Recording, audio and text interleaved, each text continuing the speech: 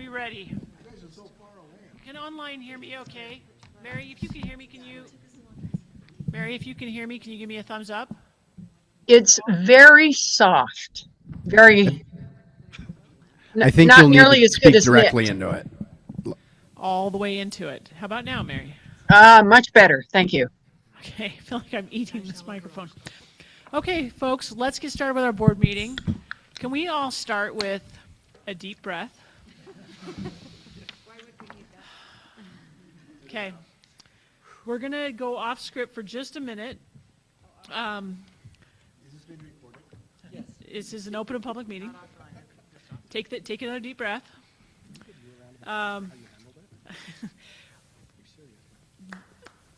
Let's give Kate a round of Thank you. You know, I have been mayor for 16 days, and basically each of the 16 days has been a fun new challenge. Like today. I did. I spent my own money. You paid money to do I this. spent a lot of my own money to do this. Okay, so real quick, let's get it out of our system. Who would like to share any thoughts about how Local Officials Day went? It can be our lunch. It can be the legislative panels. It could be youth councils. So we're just going to go for a few minutes around the room. Anyone who wants to share any feedback for any part of our Local Officials Day. All right. So they can hear online. Yep. Don't take it seriously, okay? Okay, Mayor Tran has some thoughts to share. Please. Okay, I thought it was fantastic. Our kids loved the food. They thought it was really good this year, extra good. They loved being able to meet our legislators, and they loved to be able to tour the Capitol. They did think it was sad that it was iced tea and not Kool-Aid or Capri Suns or something like that. That's my feedback. Okay, noted. I liked that it was The youth liked the food, but would like Capri Sun. Capri Sun Capri or Suns or grape juice or apple juice or something. Tang. Okay, got it. Tang. Thank you. That's Any- dating you. You know, child of the '80s. Me- let's do it. Anyone else have any other feedback that they're dying to share from Local Officials Day? All right, Councilmember. Justin's not here, is he? No, Okay. Justin's testifying on a bill in committee, and then we'll be back. All right. He did a phenomenal job in both of his sessions, the Legislative 101, and then you all did a great job in the legislative preview. But the 101 meeting was really, really good. He's phenomenal in that. So just some really good feedback from that. Justin's stage presence is really amazing. I think we all appreciate that from his side hustle as an actor, often at Centerpoint Theater in Davis County. Any other feedback? Okay. It's all out of our system? Okay. Deep breaths. Okay. In that case, so welcome. Do we have any introductions we need to do? You have introductions on this agenda, and okay. I do just want to acknowledge that Mayor Van Wagner was here in December. You met him in December, but today is his first official meeting as a league board member representing Southeastern Utah. So, Mayor, thank you for joining us up here in person, and thank you to everybody for coming to Local Officials Day. We had Molly and Katie. I want to make sure I've got the number right, but we were at capacity. Can one of you just say, like, what was our registration number, final number?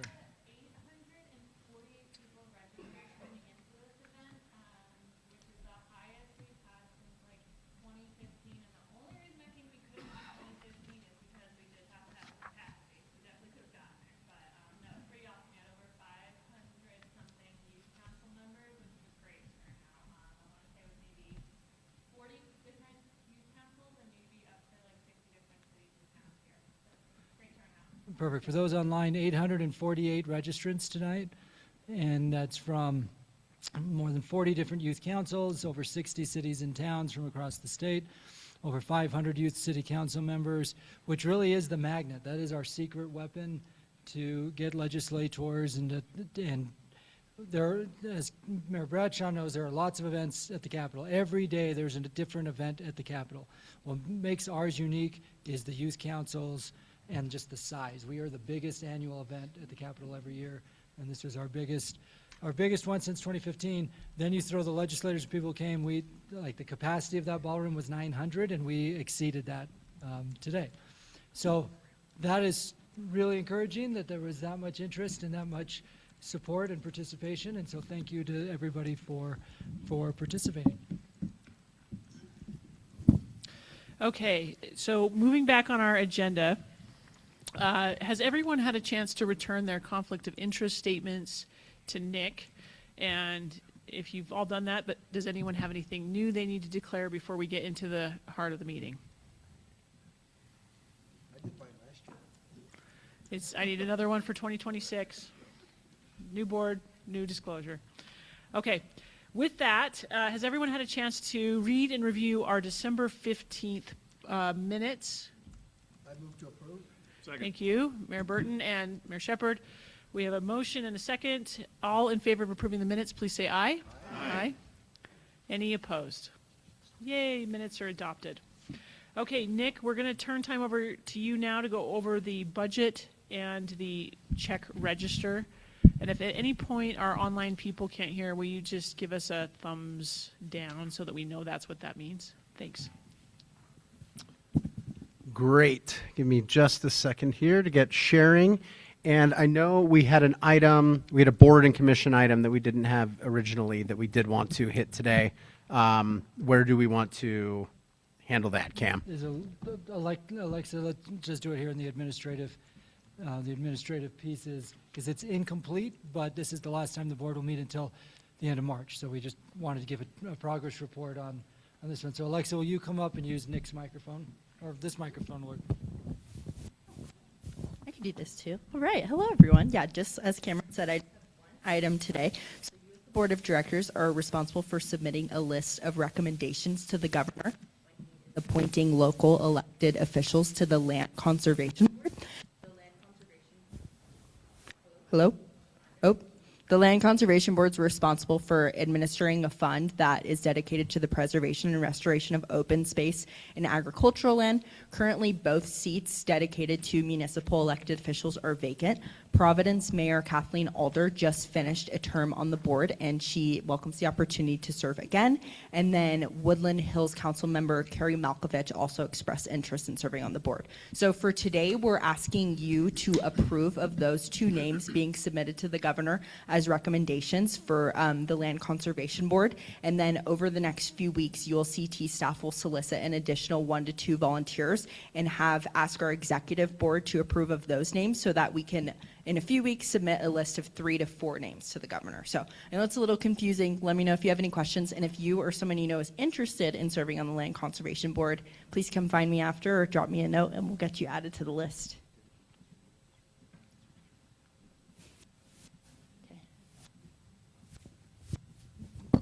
So because those names came in after we had already sent out the agenda, what we're asking for from the board is just to empower the executive officers as we solicit another person to let them give the thumbs up so we can get these names to the governor during the session, because this board won't meet again until after the session, and we need to fill that. And we don't have that action on the board. So we're giving you the check-in that we've got 2 names. We need to submit more than 2 names. That's where we're at right now. And so just letting you know, we'll use the executive officers in the next few weeks to finish that. Do you need a motion? Nope, just information.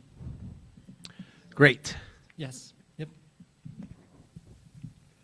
Okay. Okay, now that we have that item over, executive officers empowered, we will turn back to Nick to go over the budget and the check register. Excellent, thank you. You will see in your packet, and I'm sharing right now, the Q2 budget report for fiscal year 2026. That covers the months of July through December 2025. Overall, at the end of this period, we have just under 87% of general revenue collected and 69.5% of total revenue budgeted. About 70% of our annual general revenue derives from membership dues, and we have collected 99.6% of that at the end of Q2. Sponsor/donation revenue is about 10% of what we expect. We've collected 62.2% of that. We will be sending out this at the end of January.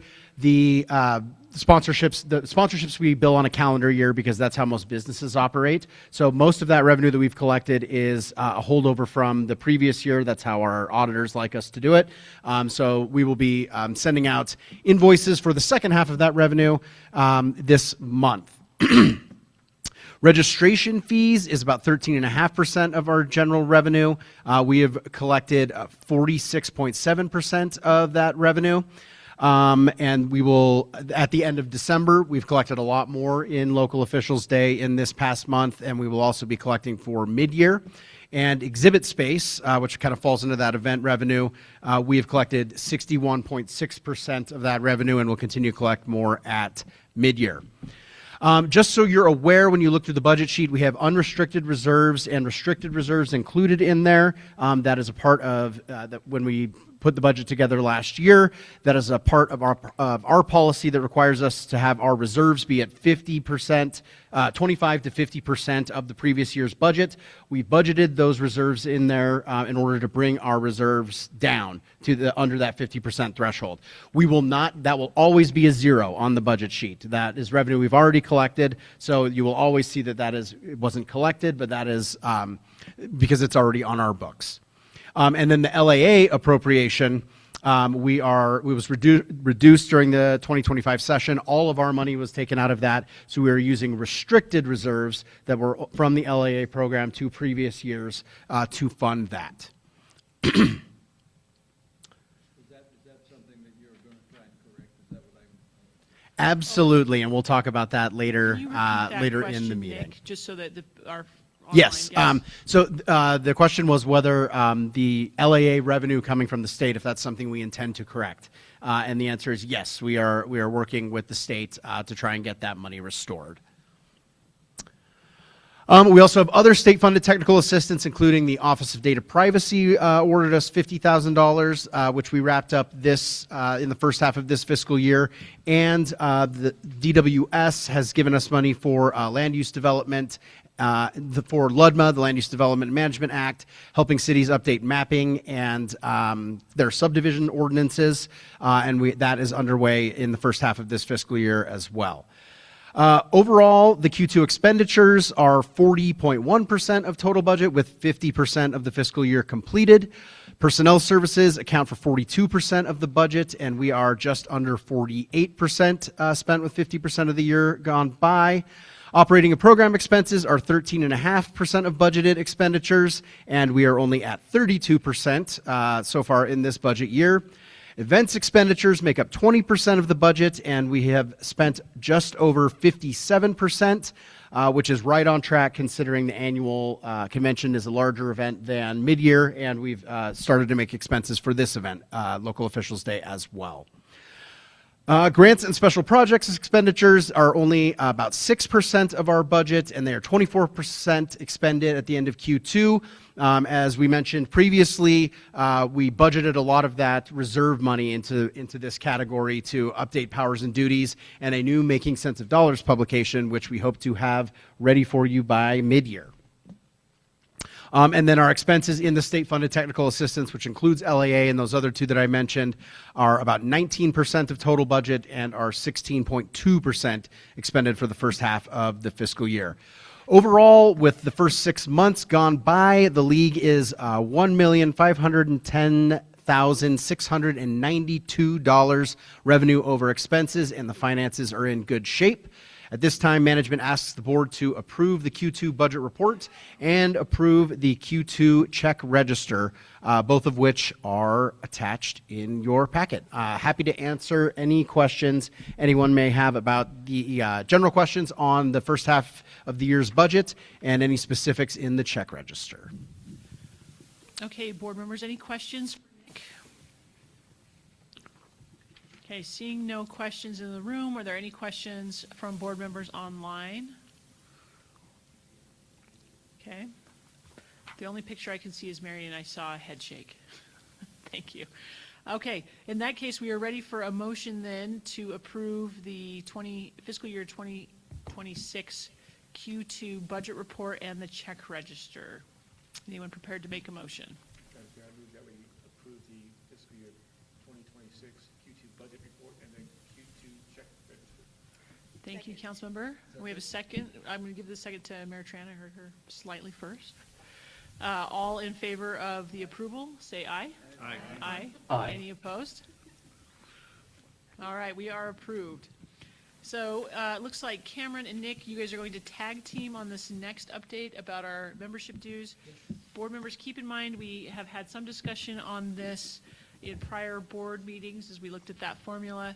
And it was important, I think it was maybe 2 boards ago, we wanted to make sure cities had the opportunity to see what the dues formula would be earlier in the process, so that cities would be aware as they went into their budgeting process. So we don't necessarily have to make a decision today, but this was a request from the membership that we get this done as early as possible. So, I don't know, consider that semi-pressure. Thank you, President Bradshaw. And ultimately, per the bylaws, you need to approve the dues by March. So you can do it now, or you can give us further direction and approve in March. So there's time. What we have prepared for you is based on the discussion that we had in December.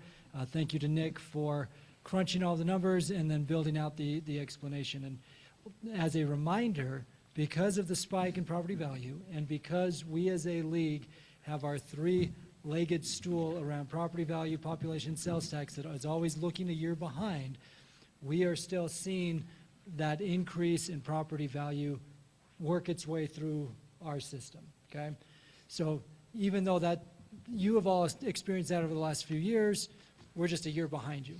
In the last 2 years, we had huge growths in property valuation, and therefore the boards in both of those years voted to reduce the rate for property value to a more modest number. If you did nothing, which is not our staff recommendation, if you did nothing, the property valuation would result in a 9% growth in that factor. And then you can see population is 3.9% and sales tax is 1.1%. Based on the feedback from December, we were targeting an overall aggregate dues increase of less than 3% in fiscal year 2026. As a result, we've prepared options 1 and 2 for your consideration today. Again, you can approve one of them. You can say, bring us back option 3 that does X, Y, and Z. Ultimately, March is the actual deadline. If you approve it today, then that we still will send out dues in March, in early March, after the session, but we just won't wait until the board meeting, which is at the end of March. Okay, so hopefully everybody's clear on the timing there. Nick, do you want to just quickly explain what we've tried to accomplish with option 1 and option 2, both of which are focused on reducing the property tax rate, which was the direction that the board gave us in December? Yes, thank you, Cam. So in both of these options, which you can see here, we maintain the sales tax rate and the population rate, so there's nothing happening there. In option 1, we lower the rate in order to make the growth in that factor less than 2%. And that creates an option where the total aggregate growth in the dues would be 2.4%. So you can see here on that first line, the growth is 1.9% in property value and 2.4% total.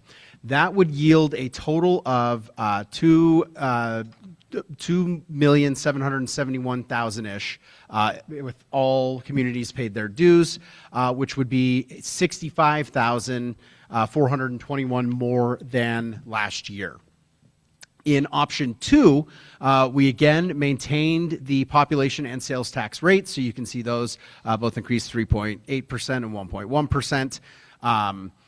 The same as in option 1. However, we effectively zeroed out any growth in property value. So the property values between the 2 years grew 9.1%, which we showed you earlier. This lowers that rate down, and you can see it's. Oh, sorry, I thought that was me. You can see that. that actual rate we have there goes down to a whatever millionth of a percentile to make it so that the growth is technically $3 over last year, but is 0.0%. That overall would yield $45,664 more than last year if everyone paid in this current year. The real differences between these is that we are, there's about a $20,000 difference, but we are zeroing out one value, which we have not done before, or we're adjusting down to allow for some growth in value. That's kind of the policy decision to be made there. Do you allow for limited growth in the property value factor, or do you reduce the rate to the point where the property value factor being is revenue neutral? And that's the real question there. Cam, do you want me to go into how that affects next year's budget? No, let's just pause there. You've laid out the policy question for you as a board of where you want to pull that property lever. And so, President, I'll turn it back to you for discussion about where the board would like to pull that policy lever, or if there's something else that you'd like us to consider as part of the dues. I'm nervous about touching the microphone now. Okay, so board members, this is what we asked the staff to come back with from our last board meeting. So any feelings and thoughts, analysis that anyone would like to share about the options and whether we want to play with that property lever?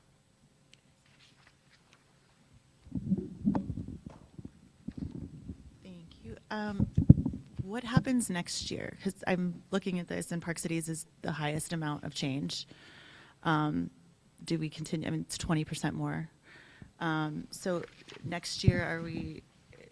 What happens next year? I guess I would say, unless Nick tells me I'm wrong, so here I go.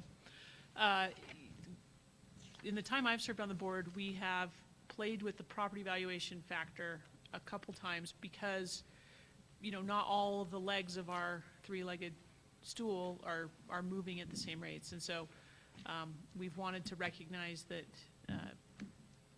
if something seems out of whack in the formula we created, we've adjusted it down. Mm-hmm. And so each year we have the opportunity to have this discussion at about this same time next year.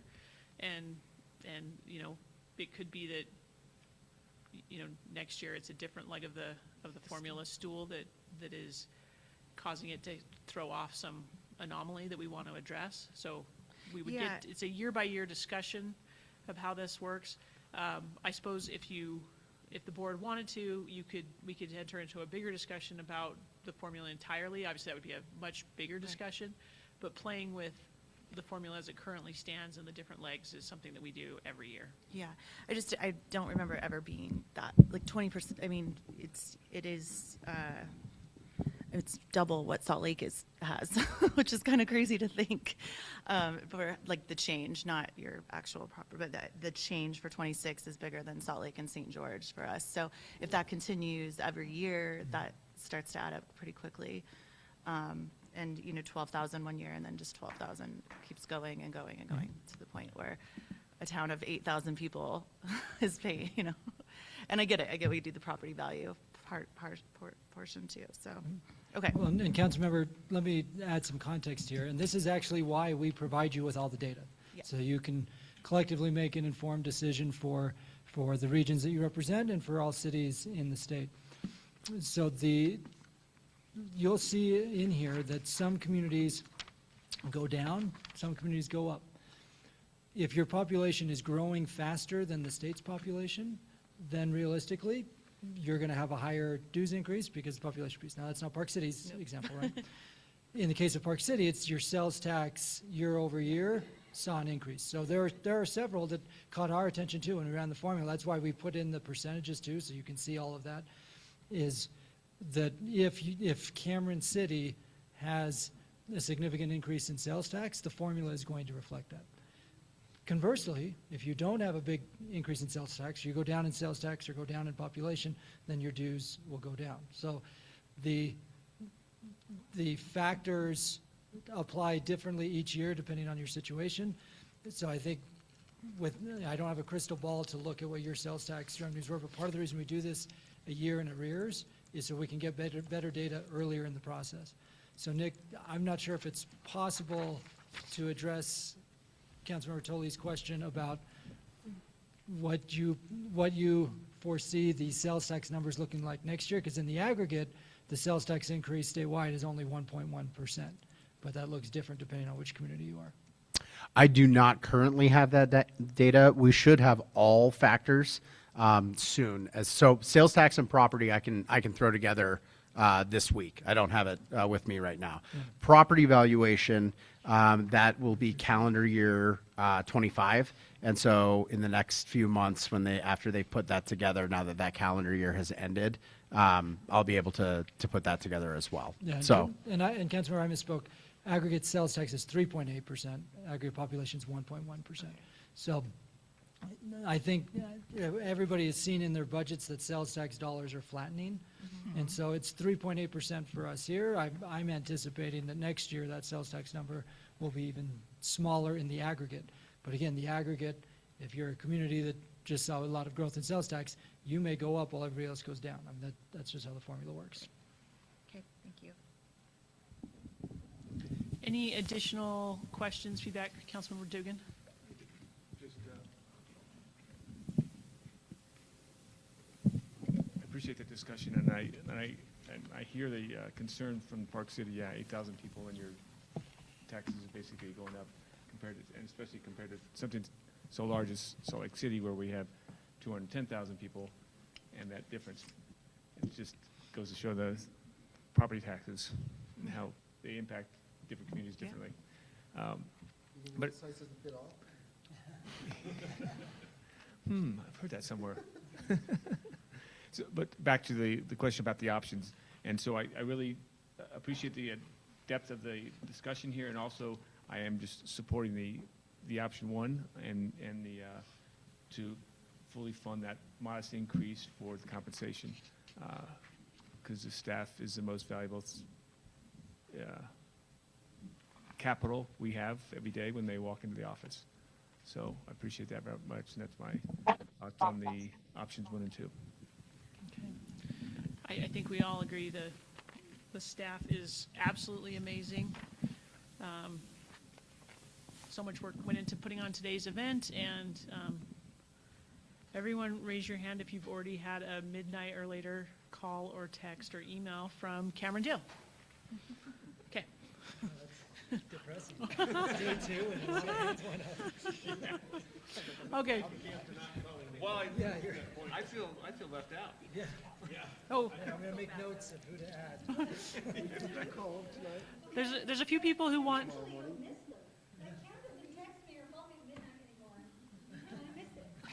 Okay, for those that were online, Mayor Ramsey is saying that as a former board president, she doesn't get as many midnight calls, and she is actually requesting a text tonight. Everyone pre-schedule one on your phone. Any of our board members online, do you have any feedback on option 1, option 2 that you want to share?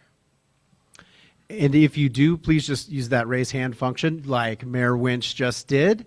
Look at And that. yes, we'll hear from online now. Floor is yours. Looking at the information that was available and presented, I would also propose doing option 1. And I'm sorry that Park City is getting hit with a big increase there. I think for most communities, it's fairly modest. At least I checked all the communities in my county, and it goes up a little bit, but not enough to really cause a huge problem, I don't think. Thank you. I too scrolled through and noticed some ups and downs, and expected that might be part of our conversation today. Any additional feedback from our group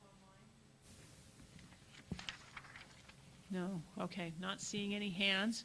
Are we prepared to give the staff some direction so they can prepare notices to our membership? Mayor Shepherd? I would move that we move forward with option 1. I'll second that motion. Okay, so we have a motion from Mayor Shepherd and a second from Mayor Wright. Van Wagner, okay, thank you. Do you want to share the motion, a second? Okay. Any further discussion? Okay, seeing none, we'll vote the motion. All in favor of adopting option 1 on our formula, please say aye. Aye. Aye. Any opposed? Okay, I think we captured our eyes online. Anything further, Cameron or Nick, that you need from us on this item so that you can prepare our dues? No? Okay. Great, we will move on. Next on our agenda is an engagement report from Molly Wheeler. Molly, with the great shoes, take it away. Thanks. Excellent. Well, thank you all so much for joining us today, as Cam mentioned and Katie confirmed. Record attendance here, and it's been a really great day, and we really appreciate you taking the time to join us. I also want to flag 2 other engagement pieces we've been working on. One, an update on our elected officials essentials from this year. So this year we continued the pivot that we made 2 years ago and how we were going to train our newly electeds. We had 1 online training and 1 in-person training for our general local government 101. And across those 2 trainings, we had nearly 300 newly elected officials join us for that local government crash course. Following that, we did 5 supplemental webinars, and we've actually realized we need 1 more on budget and finance again to keep moving. And across those, we had a ton of people register who either participated online or watched later, including folks who are not newly elected but just wanted to participate in those trainings again. That included over 360 people for our land use essentials, 200 for budget and finance, 76 for conflict competence, 114 for our legislature 101, and 69 in person online for the webinar for our LAA. That hasn't been posted yet, the recording, so we don't have the recording follow-up on that. Among those numbers, we had over 130 people from our LAA communities participate, which is great outreach that we haven't really had before. And as I mentioned, we had folks who weren't necessarily newly elected, but were coming back in for a refresher, and it was great to have them. So overall, I think our newly elected training went really well this year. We're always looking at how we can expand that, improve that. So if you participated in anything and have any feedback, let us know. Or if you have new folks in your communities, we're always open to how we can continue to make our programming better. And I want to personally thank President Bradshaw for spending 2 Saturdays with us as we were training newly elected mayors and council members in December. And so thank you for not just being there for the training portion that you did with your city manager, but also making time to mingle and interact with newly electeds. And there are several people on the board as well, like Mayor Burton and others, who have done really a tremendous job reaching out to newly electeds. And Molly, if it's okay, I'd like to just take a moment here as we talk about newly electeds to give Councilmember Tolley and Councilmember Hinton a chance to just give their 2 cents on the newly elected outreach that we did in southwestern Utah and on the Wasatch Back. Does that work, Councilmember Hinton? Thanks. Cam took the time to come down to southern Utah and went to several inauguration ceremonies. He came to ours. I know he went to Washington's, St. George's. I heard from Washington Mayor directly how great it was to have Cam there supporting. And after that, we hosted a lunch for the newly elected mayors and council members, along with Mayor Bruno, over at Santa Clara, right after the Mayor's Association meeting. And they got to spend an hour and a half or more. We were going overtime, actually, where Cam just took questions from everyone there in the group. I thought it was a really great discussion. I thought the outreach was fantastic. I think it really meant a lot to Southern Utah newly and re-electeds to have that in-person attention. So thank you very much. Yeah. Am I on? Okay. So I think we had 13 or 14 people from the Wasatch Back who were newly elected, and a couple of managers. It was great to have myself and our new mayor Ryan Dickey hosted with Cam and the team, and it was actually a really good opportunity for Wasatch Back to realize how united our voices need to be. I just did some quick calculations. The Wasatch Back actually got hit hardest on this, so we will probably want to look at that. But it's also growing at a very different speed than other parts of the community or the state. So. a lot of the messaging coming out of that was, why don't we get together more often? Why are we not working on Wasatch Back issues directly at the state, and ensuring that people at the state understand that we have different challenges here?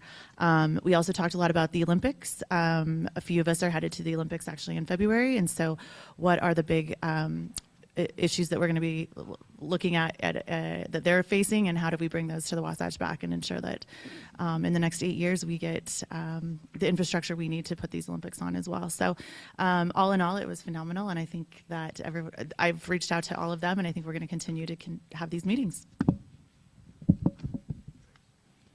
The other thing I'll add, and thank you to both council members for hosting it in Santa Clara and Park City.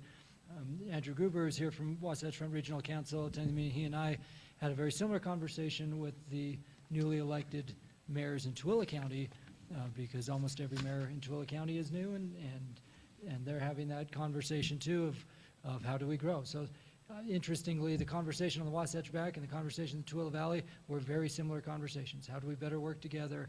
How do we take advantage of this time as newly electeds to have a unified voice? And so in the first 2 weeks of people taking office, we were able to have those conversations in multiple places around the state, and hope to pick that up after the legislative session is over. Molly, do you want to just reference the inauguration tally as well? Yeah, happy to. So thanks to those of you who filled out our inauguration survey. We work really hard as a staff to get out and get to as many swearing in our oath of office ceremonies as we can. And we were able to make it to over 40 ceremonies across the state with our staff in those that first week of January, a few here and there, including those 2 events that we were able to do in southern Utah and in the Wasatch Back. So it was a good time. And that 40 is also recognizing that a lot of the events are at the same time.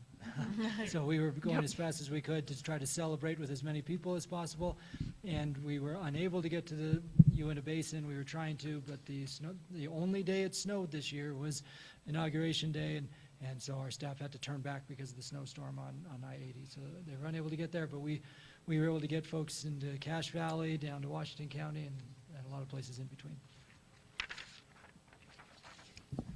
This is just for Mayor Palmer, but Lord of the Rings theme of the local new official training. So he hasn't fully embraced that the policy updates for the session this year will be Lord of the Rings themed. Okay, so back to our policy updates. Yep. So just Molly, anything else on engagement? You have everything else in yours. Perfect. It's great. Well, President, you good if we jump into advocacy? I think we've got to. Yep, session's upon us. Giddy up.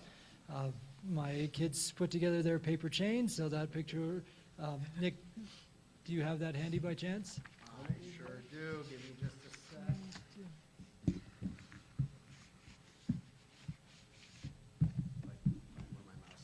What are we going to do someday when your kids are too not old? interested in doing the paper chain and they're like, yay, Yeah. Dad's gone. Yay, Dad's gone, right. Thankfully, they're still very much in the cute phase, so I'm enjoying the cute phase as long as we can here. Okay, as Nick's pulling up that picture, let's get to work here. So here's what we hope to accomplish in the advocacy report. Is Justin back yet? Nope, okay.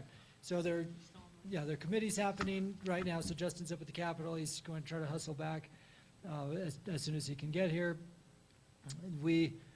At the last meeting, you approved the key priority topics, and you saw on the stage, we tried to work those priority topics into the different categories of principles to at least have them out there for legislators. At the end of the day, when there are 200-plus bills, we always have to weigh where we spend our political capital.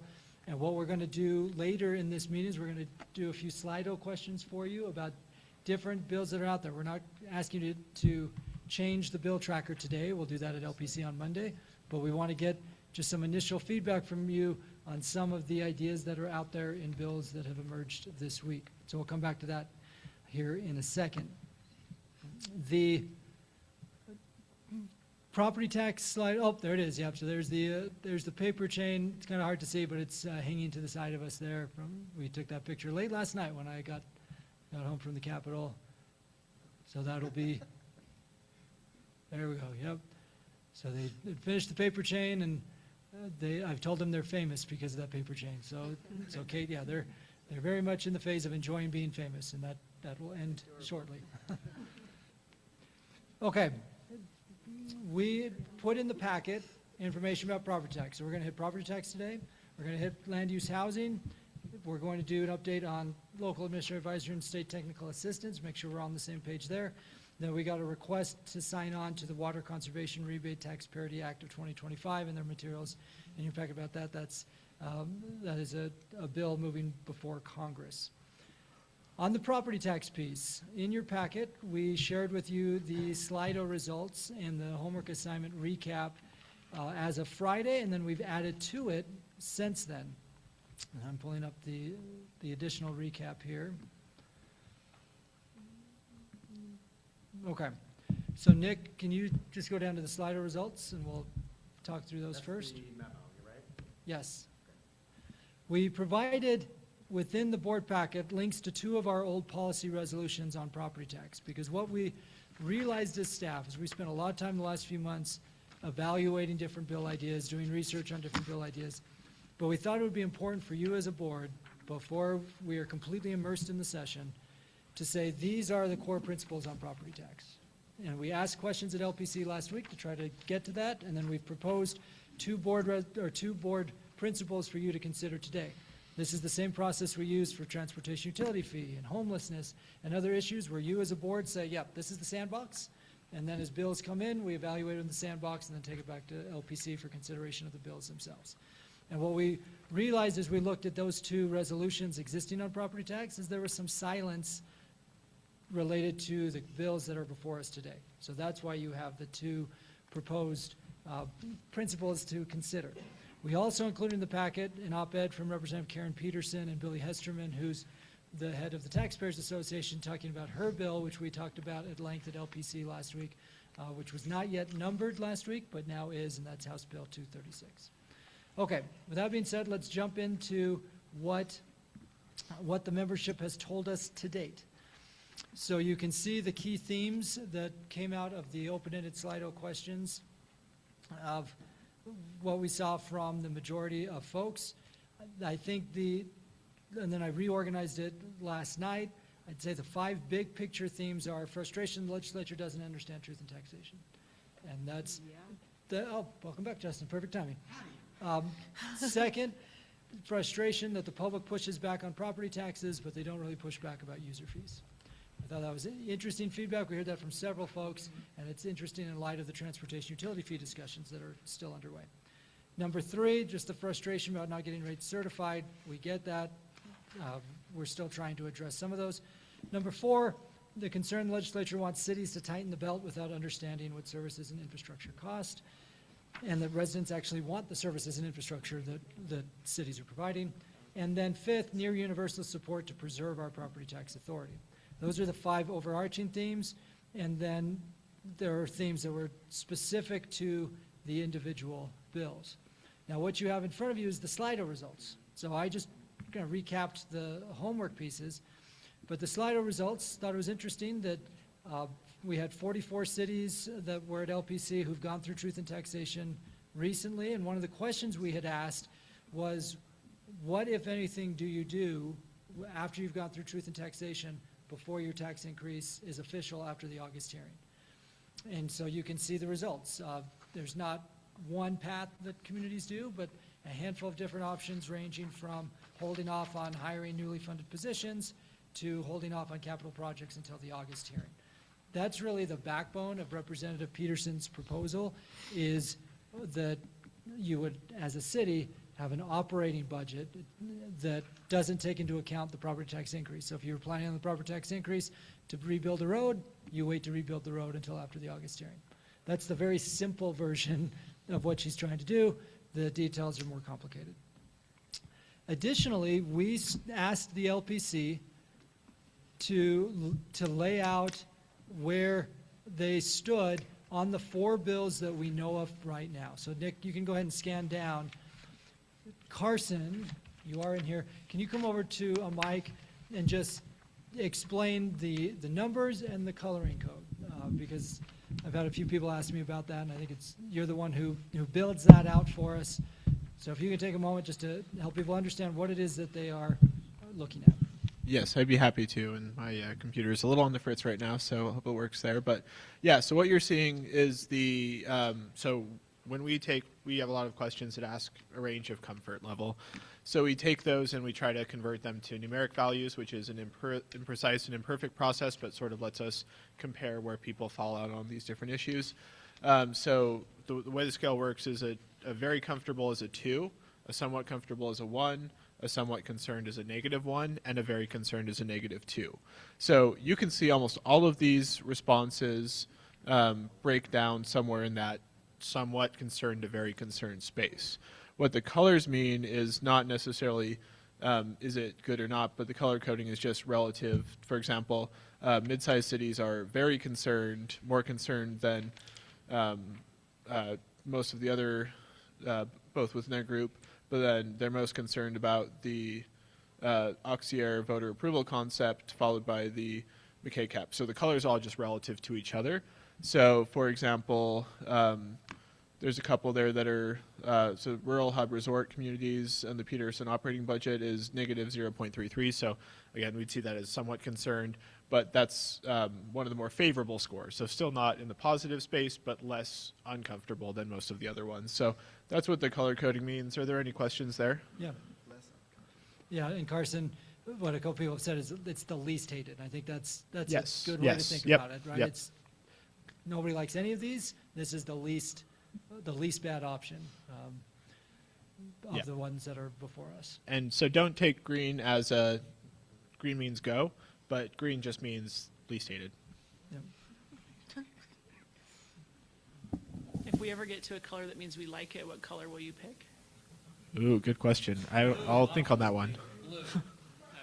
See, I actually really like purple, so maybe we'll go with that. Yeah, purple for partnership. Purple for Griffins, because Carson and I there are you go. Griffins. There you I go. was on the same page with him on that. No one else was. Yeah. So Mayor Bradshaw. So Mayor Bradshaw, we want to give folks just a chance to take this in. This is what folks have told us to date. Any thoughts from the board?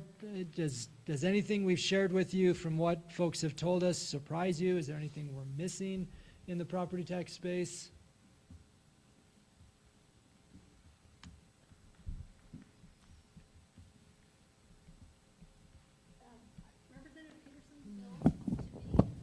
Seems like just codifying. Thank you. Representative Peterson's bill to me just seems like codifying what would actually happen anyway, because I think if budgets take effect July 1st and you have a truth in taxation August 13th or whatever, you haven't started a new road by then anyway, most likely. So I don't think that really ruins much in practice by putting that into the code. You wait till after the truth in taxation to start whatever project. I just don't think that changes much about how we do things and how we could do things, so that doesn't really concern me. I'll tell you, we did run the numbers in South Jordan and the 45-60% shift. It was like $1.8 million in revenue lost for our city, that shift. We don't have anywhere to make up $2 million.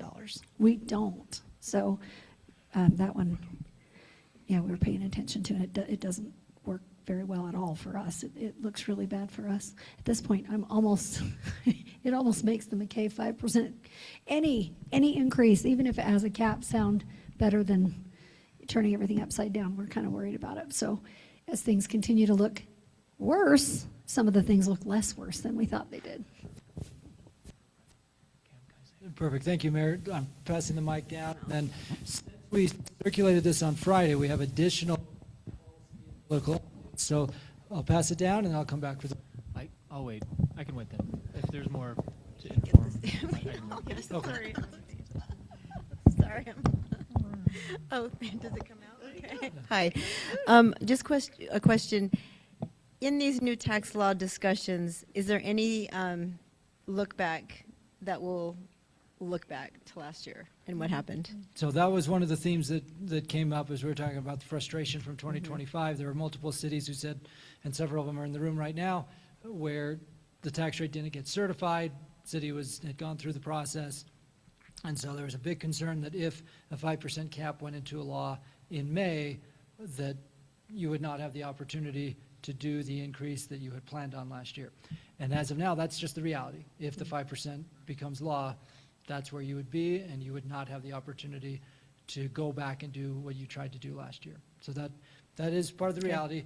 And in fact, we mentioned this in the ledge preview, but we had specific feedback for each bill. That's one of them, the Mayor Tran just referenced. And then just in general, that hurts cities that haven't raised property taxes in a while. We mentioned this data point earlier, but only 93 cities and towns under the 5% cap could raise property tax, 93 cities and towns could not raise property tax more than $5,000 in a year. So if you're one of our really small communities, it's going to take you a long time of raising property tax in order to do any sort of new project, which is usually what people do when they raise property tax. On the other side of the spectrum, of our 257 cities and towns, only 62 with the 5% could raise enough property tax to hire a police officer at the median salary. So if you are limited with a 5% cap and you need 3 new police officers, you're only going to be able to hire one of them, if that, with the 5% cap. So Mayor Ramsey, you mentioned the shift. The 3 key themes around the shift bill is, number one, significant concern about the impact on cities with a small non-residential tax base. So Carson's got feedback from dozens of cities at this point, and I'll share one data point. Actually, Mayor Palmer, it was Harriman's data that you provided, and I'm doing this off of memory, so if I'm wrong, feel free to chime in, but I believe 91.8% of your tax base is residential, so that means 8.2% is non-residential. So that tax base differential looks a lot different than, say, well, I'll just use Salt Lake City, because Salt Lake City, big downtown commercial core, you're not 91.8% residential. So therefore, the impact of the shift will look different in a Harriman than it does in Salt Lake. The second key theme was this question of revenue neutrality. And I've met with Representative Coford since we sent the packet twice, including yesterday. And it's still her intent that this bill would be revenue neutral to each taxing entity. So it would be a shift within the city, but businesses and industrial and non-primary residential would pay more. And then the third question that came up a lot is, will this actually benefit homeowners? Will this actually help with housing affordability? And that's, I think, an open policy question at this point. Now, I mentioned I've met with Representative Coford twice in the last 3 business days. And one key reason for this, and this is an important detail, is the initial analysis that the Legislative Fiscal Analyst's Office provided publicly about the impact of the shift indicated that the shift would be disproportionately borne by second homeowners and not so much by commercial and industrial owners. Admittedly, that surprised a lot of us, but that was LFA's analysis. In fact, that's what led to us asking for your feedback to help us understand this. The Legislative Fiscal Analyst has since acknowledged that they made a mistake in their data, and they're in the process of redoing the analysis. That doesn't surprise me. And they anticipate that it will indeed impact commercial and industrial.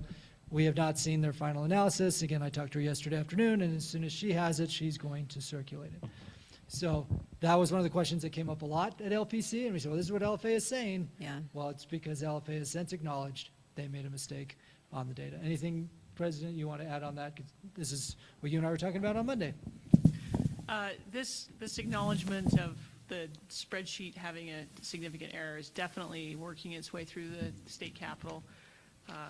Obviously, the business community has been very interested, and it changes a lot of the conversations. There's 2 wrinkles I would be curious for us to consider in maybe a potential future homework assignment. Like many of you, I did my homework, and we also have a very narrow base. We're 85% residential, and so it's $1 million shift onto a narrow base for us as well in Bountiful. Some communities are at their property tax cap, and on a county level, I was made aware of a county, Millard County, that's at their cap, and so if they were to do this shift, they wouldn't actually be able to float their rate higher to that commercial side because they're already at the cap, which means it would be a significant tax impact to them. So I would be curious if we have looked at whether we have any municipalities that are at a property tax cap, because for them it would be potentially devastatingly impactful. Well, and Thank you. It's actually the exact sort of feedback we're looking for from this meeting. Nick, can you slide down to the proposed principles? Principle B here gets to understand the impacts and consequences of changing the value of the residential exemption and of the property tax process as a whole. That's what this policy principle is trying to accomplish. But we welcome this exact sort of feedback of here's what else we need to be looking at, because property tax is going to consume a lot of attention. And right now, the legislature has not coalesced around one bill or another. So there's a lot of angst to do something, but they haven't picked their horse. What Representative Peterson is trying to do by writing that op-ed is to say, here's a horse that addresses the concern that residents have raised, which is when you do your August hearing, it feels like the decision's already been finalized. So is there a way to have an additional hearing early in the process, which our survey results have said our folks are comfortable with, and then have this operating budget concept, which our survey results were very mixed on. It was, as you saw, there was a lot of somewhat concerned, and then a lot of the open-ended questions back to us. We're asking tons of questions about definitions and process, which makes sense because we asked that question before the bill was out. Does this include 60% to multifamily, like apartments and, right? Or no, all residential housing? All is residential exempt? housing qualifies for the primary residential. Roger, do you want to? Except second homes. Not second homes, correct. Okay, Yeah, but primary apartments are residential. primary. Okay. Roger. I want to pass along two conversations I've had in the last 24 hours on this bill. Senator McKay reached out to me yesterday, and he just wanted to talk to me about his bill. And then today, I don't think Dan would mind me saying this. His basic issue is, I wanted to get the input of people who have been around this issue for a long time, and you and Howard Stevens are probably at the top of the list. I'm sure we are. But he said, Howard hates my bill, Billy hates my bill. And I said, and I hate your bill. So it doesn't surprise me. He said, I'm not sure I like my bill. But his point was, I'm trying to find something. Yeah. And I put that in the context where that's really what we're reacting to as much as it is specific proposals are now. He hates Representative Cofer's bill.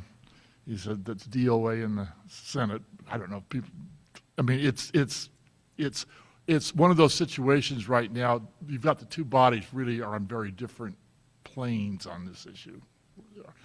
But they're trying to find something. And I actually posed the question, have you talked to Representative Karen Peterson? He did not even know about a bill.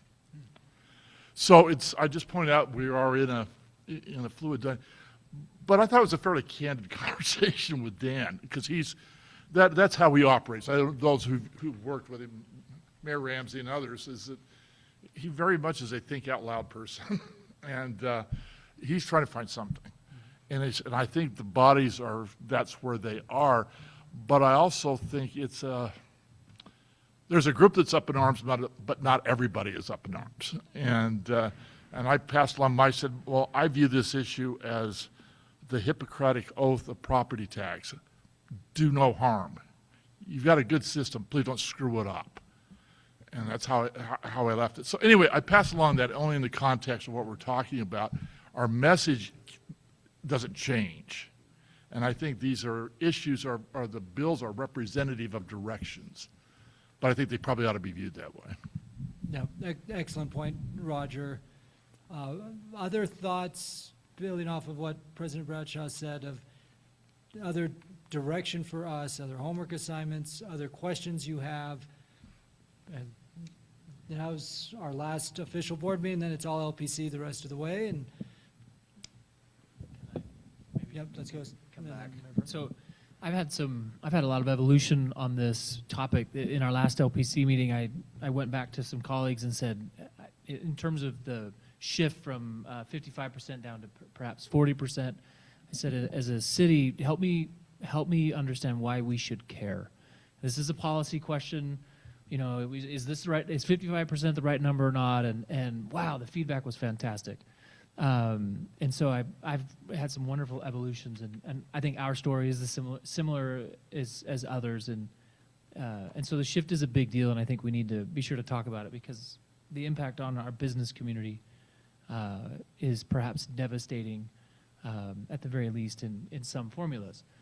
With Representative Peterson's bill, I think as we look at operating our budgets, it's probably, as we've found in the numbers, the least hated.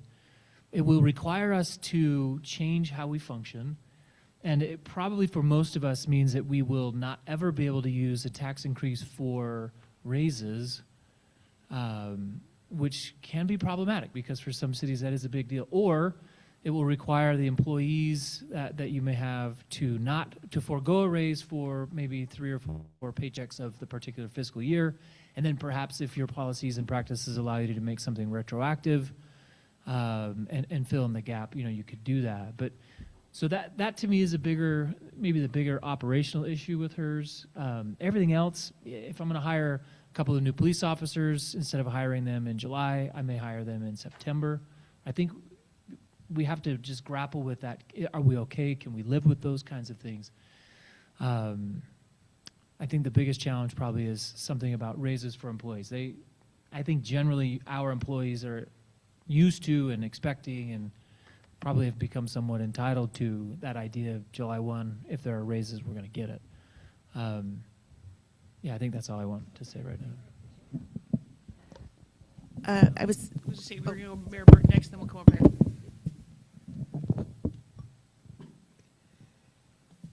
So if we look at the revenue the cities obtain, property tax is the only stable revenue we have. And it's imperfect, but we've had it set at that base for so long that we've built our economies around it, and our whole structure is built around it. And now if we change that, what does that do to everything we built over these past 100 years? And how do we accommodate the change and going forward on there? I mean, sales tax, it fluctuates all the time. Our fees fluctuate all the time. Grants fluctuate dramatically all the time. The only stable thing we have is our property tax. And I would just assume they leave it alone because we built around that. If they change it, it's not perfect, but if they change it, it's still not going to be perfect. And then we have to change everything to go around there. And probably the biggest problem with the property tax is how few people actually understand how it works. And if they understood how it worked, then half these bills wouldn't even come out to us. The other thing, as Seth was talking about, the reason we so late anyway is because we don't get a certified tax rate until the last minute. If we could be allowed to use last year's certified tax rate to just move everything forward, perhaps because that's got to be close enough, that'll get us through there, and then we could put everything in place and still keep our budget to the schedule it was before. Could we live with the Peterson bill? Of course we could. We could make it work. We would make it work. We'd have to teach our employees, and that is a big deal because they do expect something on July 1st every year. We just have to reschedule that. We already wait. By the time we get our budget approved and we go through the truth and taxation hearings taken care of and we vote on it, most of those things that we're going to use the money for, we can't do in that month anyway, or 2 months. But you back it up 3 or 4 months, and then we're into the next year already. We might as well just put it off to the next year's budget, which is actually what I'm asking to do. If we could move that, and use the last year's certified tax rate, and move everything up a couple of months. Okay, Councilmember. Yeah, I was just going to go to the commercial part of this. Sometimes I think that residents or different communities always just think business and they think big business, right? And they think it's okay, they can burden this, but really this hits the small businesses. And for a legislature that keeps talking about affordability, I mean, I'm a small business owner and a small building owner, and this hits me, then it hits the consumer, right? Somebody's going to have to pay for it down the line. And so I think that message of like a lot of our small businesses are owned by our residents, and they're people who are trying to make a living in their communities. And it's not just these big big businesses that we're trying to hit. It's really going to hit the smaller community businesses that are just a lot of the mom and pop. So we have a question from Mary Ramsey. Thank you. I'm just wondering, is there a concern that this could have an impact on our ability to bond if it flips? I mean, it's less, because Mayor Burton's right, property tax is the most stable form. And it's also what collateralizes bonding, and it's what it is. Is there a concern about the ability to bond or the rates or anything like that if this were to change? And also, would it have any impact on the existing bonds that we've already collateralized the full amount for? So we have Mayor Winch has her hand up online, so we'll hear from her, and then we'll probably wrap on this topic because we're going to talk about this every Monday and move on to a couple of the other hot topics. So Mayor Winch. I was just going to piggyback on what the council member said about small businesses. Some of your smaller communities have businesses that are really struggling, and even though it might not be much of an increase, it could be the straw that breaks the camel's back and causes those businesses to fail. And then you have some communities like mine, and I mentioned this to Carson, that have a high number of non-taxable properties, school districts, schools, in terms of proportion of the population, courthouse, county seat, district courthouse, big church buildings, and every time you make a change in a policy, there are winners and losers, and I'm afraid that for my community, this would be really problematic. Can I just say one thing? You have 30 seconds. We're hearing about small businesses, large businesses. In Emery County, we have a huge amount of centrally assessed. And then they protest every 5 years and we're paying back. So it's a really tough one. Most all of you have some centrally assessed taxes. And what they are allowed to do is really a hardship on everybody. I'm sure I'm going to get grief for that. That's a good point. We don't know that going in. Okay, I'm going to move us off property tax, knowing that this is going to be one of the hottest topics of the entire session, so we are not done talking about it just for right now. We'll take a motion if someone is willing on those, on A and B. So, President, the A and B up here is our attempt to basically say, here's what our folks have said. So we're adding these to our policy principles of how we're going to engage on this issue. I mentioned in the memo, but 96% of LPC said it was a high priority to preserve our ability to raise property tax without additional restraints. 96%. I've actually never seen us have that high of a number. We had 4 people who disagreed with that statement. I did not look up who they were. Interestingly, yeah, that's right. Interestingly, when we asked that question again, we did not put this in the memo, but when we asked that question again for high priority to defend the property tax authority of all taxing entities, it went from 96% said it was a high priority to 64% said it was a high priority. So a big drop, but nevertheless, still a strong majority of the membership. So I thought that was an interesting data point for you to know. But we present A and B to say this is the path forward with the additional homework assignments about property tax caps, bonding impacts, and Mayor Burton's idea of looking into other processes with certified tax rate. Okay, so in place of not being able to do a resolution because we don't have an annual or mid-year meeting, adopting these board principles to guide us, anyone willing to make a motion to adopt principles A and B from our packet? Second. Okay, we have a motion and a second. We have a motion from Mayor Palmer, second from Mayor Burton. Sure. Okay. Any further discussion? All right, seeing none, we will place the motion. All in favor of adopting as part of our board guiding principles, item A and item B for our tax discussions this year? Please say aye. Aye. Aye. Any opposed? Okay. Okay, thank you, everybody. Stay tuned, and thank you for all. Yeah. Okay, next, we put in a few links for you of what's been happening in the land use housing space, and in hindsight, we didn't need any of these links because you heard it directly from the governor during lunch. We have a resolution in here from the State Central Committee of the Utah Republican Party affirming local control over land use. Conversely, we have the National Zoning Atlas that's very critical of local government zonings. We did try to meet with the National Zoning Atlas, but they did not want to meet with us when they did their analysis. Then we included an article from the press conference last week where they talked about a lot of housing bills, and the good news is that most of the legislators who presented talked about partnership. And so particularly in the House, there is a lot of appetite of working together to address the housing pieces. And then we just put in as a reminder the league resolution from a couple years ago around local authority municipalities. Okay, I just realized on the revenue piece, I forgot one other thing, Mayor. Carson, will you pull up that Slido question? So the board has spent a lot of time in the last year on the transportation utility fee. We have hit a wrench. And the wrench gets to data sets. Seth, Justin and I had a meeting with other stakeholders and Representative Peterson last week.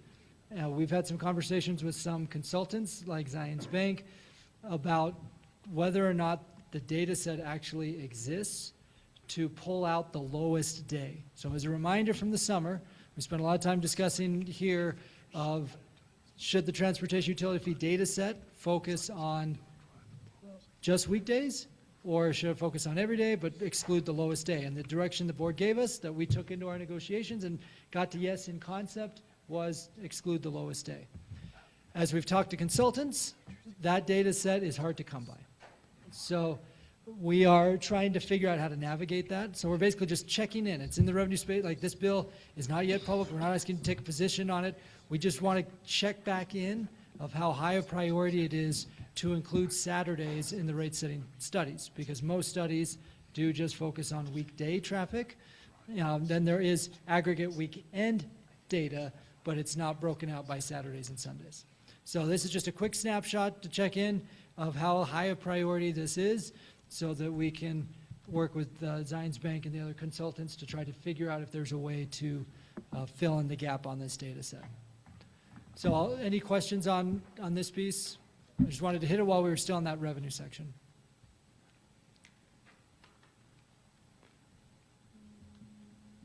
Okay, we'll leave this open then for a moment.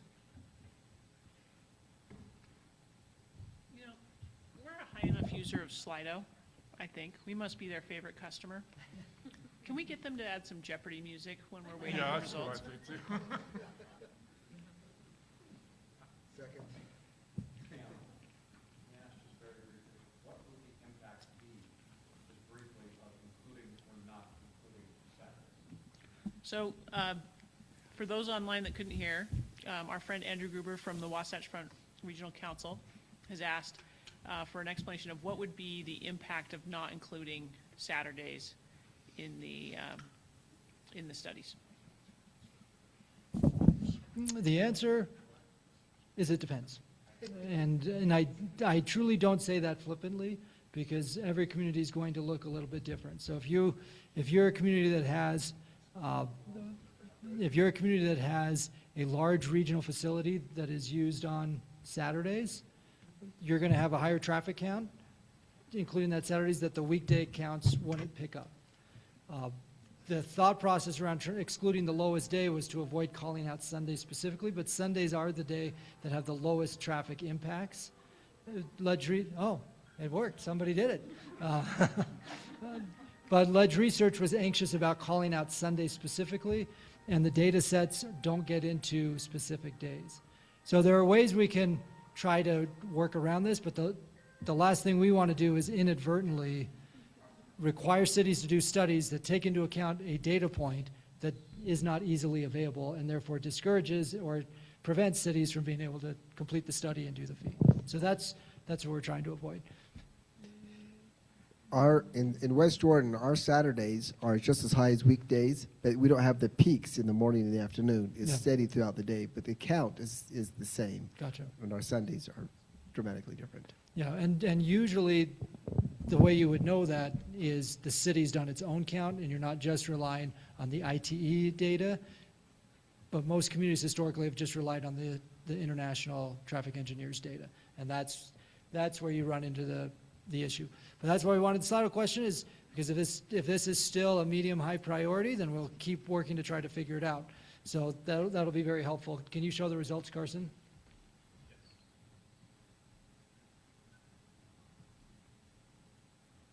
Okay, so in the medium to high space. Okay, well, we'll keep working on it to see if we can figure out how to land that one. Find a way to tax the federal government. I'd appreciate it. Yeah. Most of my traffic comes from the federal government. So most of Mayor Shepherd's traffic comes from the federal government, and I am not a miracle worker, but I appreciate the sentiment, definitely. Okay, we're going to do some rapid fire Slido at you now, because there aren't actually any new bills out as of today. We have a lot of draft bills and different concepts that have been going back and forth that relate to things we've talked about as a board. So we're going to do some rapid fire Slido at you. Carson, can you go to the next Slido question? We have a half dozen questions here. So coming back to our favorite land use topic, the housing topic around detached ADUs. You as a board endorsed a couple of months ago a concept that said cities over 5,000 have to have a detached ADU ordinance in place by the fall of 2026. And the baseline starting point was on lots of 10,000 square feet or more. And then there were certain things that your ordinance had to consider. And then you could say no to a detached ADU due to insufficient infrastructure, setbacks, et cetera. As we've been going back and forth with legislators and other stakeholders, the question has come back to, does there have to be a lot size, or can it just be they're allowed anywhere subject to setbacks and infrastructure? So again, our proposal was that you'd have to say yes at 10,000. You could say yes on smaller lots for sure, but you had to say yes on 10,000. And what's been coming back to us is, how about you just say yes everywhere unless you don't have infrastructure or they don't meet setbacks? So that's a big change, whereas all the other things that we've surveyed you on, at the last meeting, you said yes actually to 3 things and said no to a couple. This is one that we said, well, we will check and see if that's worth discussing or not. So you see the Slido question of if your range of comfort or concerned if the 10,000 were to be removed, and it was just any lot size. So any questions about this one while we have it open for you? So basically, detached ADUs on any size lot, subject to infrastructure, subject to setbacks. Are you comfortable, concerned, somewhere in between? Yep. I knew I could get a microphone. I've already voted, and I'll tell you what I'm really concerned with. At the same time, like this is not something that's going to solve. It's not going to solve the problem. It's not going to make a dent. It's not going to make a dent, and so I'm going to go contrary to what I said in my vote, even though my microphone doesn't work. And part of me is like, let's just give it to them because this is so dumb. It's not going to do anything. I don't think anybody heard me because of the microphone. I have to change it for when I say that. You actually set the next Slido question. What did I say? This isn't going to solve the issue of housing availability and housing affordability, because if I have a really small lot, nobody's going to buy a detached ADU that's 10 feet by 10 feet. Nobody's going to want to build that, and so even though I express very concerned because I don't think this is a good idea, the other part of me is like, boy, part of me doesn't really care because nobody's going to do this on a really, really small lot. And so instead of being beat up that we're a league of no on this, part of me is like, well, maybe we should just say yes, and then nobody will ever use this thing, and we can move on to something productive. I'm not saying that's the right answer, right? It's just me being frustrated for a second. I was just going to say, we've had this policy in place for a long time, and I think we've had like 2. So if there's a community who's had it in place for a long time and had a lot, that'd be great to hear from, but no one uses it. Carson, can you show the results? Yeah, I think this is just I think this is really low-hanging fruit to hand the legislature, because in their minds, this is a big thing and this will help solve this problem, and it's just not going to. But if they look at us and we say, you know what, we're okay with that. We're not going to fall on the sword on this. It's all yours. It's not going to make any difference. But it makes them feel good, and I'm okay with that. So what Mayor Shepherd, Seth, and Councilor Tully are all getting at is just that question that you as a board are responsible for, which is our political capital at the Capitol, right? Like, we are now at the intersection of policy, politics, and law, and you're asking the right questions. So what's interesting is I think these results reflect this thought of, like, some are concerned, some are comfortable, we're kind of all over the map. So Carson, go to the next question, because the next question gets to this political question, which is, how high of a priority is it to hold the line at 10,000 square feet? Is this we should be more focused on that 10,000 square feet is the priority or low priority? And like, this is, so please fill this one out real quick, and then this will help us know where we draw the line here. And then after this, we'll get into a couple other starter questions.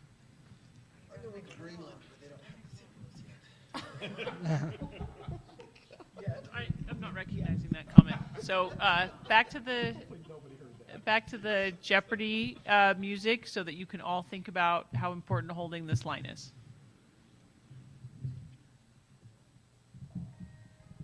And thank you. I wish there was a line about, should they even be legislating this in the first place? Like, is that the next question? Because I'd like to answer that. So we are getting to that, actually, yeah. Okay, we're at 14. Yep. Okay, so we're there? Yep. Okay, Carson, for the big reveal.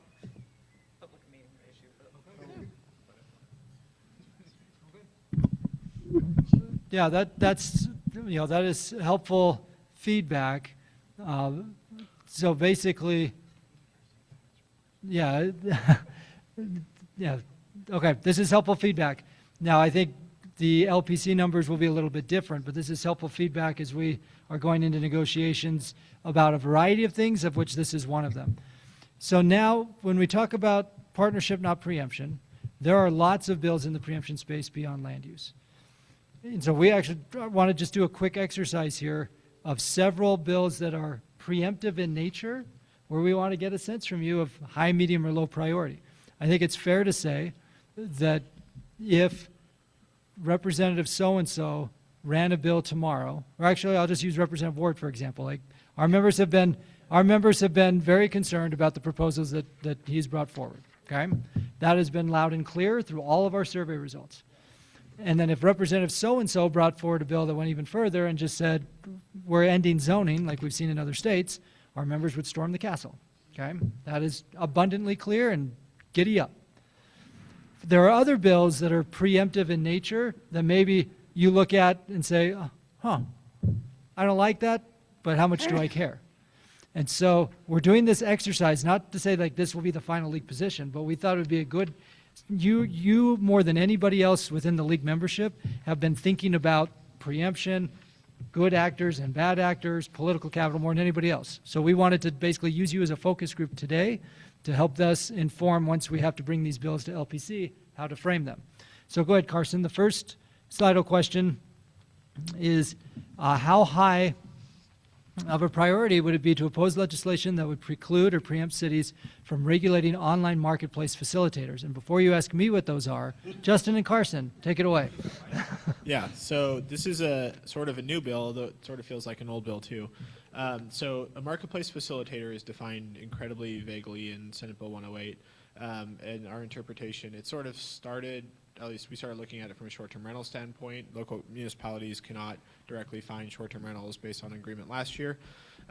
But this could apply to any kind of, pretty much anything imaginable where a company is facilitating a internet exchange. So that might be DoorDash, that might be a scooter company, that might be, I don't know, what have you. Turo, KSL Classifieds, Facebook Marketplace. So incredibly vague. I think there is a legitimate question as to what power we have to regulate interstate commerce, and there's some federal law that might preempt us a little bit anyway.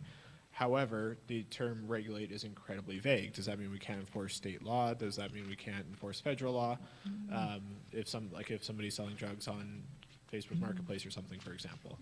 So we need to get some more clarification there. But how do we feel about the prospect of just saying, like, this is a clear preemption, cities cannot regulate these type of websites? So again, this is an interesting preemption concept. There is some federal language already around, or there's federal law around interstate commerce. But we've got a meeting tomorrow with a legislator and different stakeholder groups that want to preclude us from regulating this space, even though, generally speaking, cities aren't regulating this space. Whose bill is this? Senator Fillmore. Okay. Okay. So yeah, give us your first blush thoughts here, right? We're not asking you to take a position on the bill. We're just trying to get a sense of priority level of it. Go ahead. How broad is the preemption? So, if we were to say have an ordinance that said, and I know this is difficult because of the not well language, but if we were going to, do something about a short-term rental marketplace who had repeatedly continued to list a property that was problematic and was not in an allowed zone, and we were seeking to take some action to say, you have to take this property down, are we precluded? So, yeah, and actually for short-term rentals, that's a little bit unique because last year's bill says that you cannot force a listing site to remove the illegal listing. It doesn't stop you from going after the property owner, and so that was kind of the intent, is to say go after the owner. There's, like you mentioned, there's still the not well language that makes that more challenging, but current law would restrict you from finding the listing site. This goes a step further for all other marketplace facilitators and says you can't regulate them, period. As far as, the marketplace online itself. So DoorDash is another good example. We can't regulate DoorDash, but you can stop someone for speeding who is doing DoorDash. This wouldn't preempt you from stopping someone for speeding. What is the problem that Senator Fillmore is trying to solve? Oh, good question.